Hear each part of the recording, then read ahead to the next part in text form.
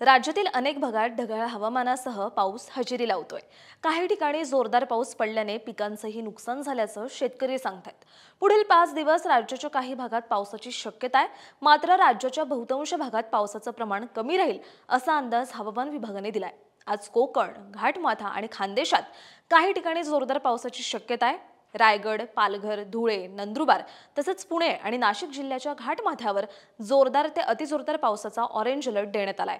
तर रत्नागिरी, ठाणे, नाशिक, जळगाव, छत्रपती संभाजीनगर आणि जालना जिल्ह्यात काही ठिकाणी ढगाळ हवामानासह हलक्या ते मध्यम पावसाचा अंदाज आहे।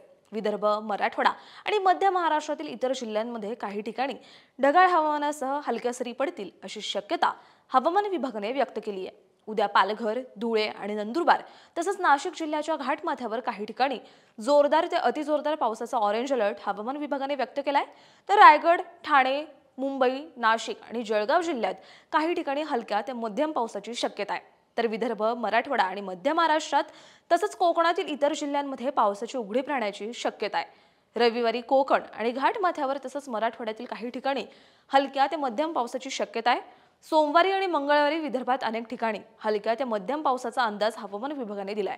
मराठवाड्यातील नांदेड, परभणी आणि हिंगोली जिल्ह्यातही काही ठिकाणी हलक्या ते मध्यम पावसाची शक्यता हवामान विभागाने वर्तवली आहे। अशाच हवामान अपडेटसाठी ॲग्रोवनला सबस्क्राइब करायला विसरू नका।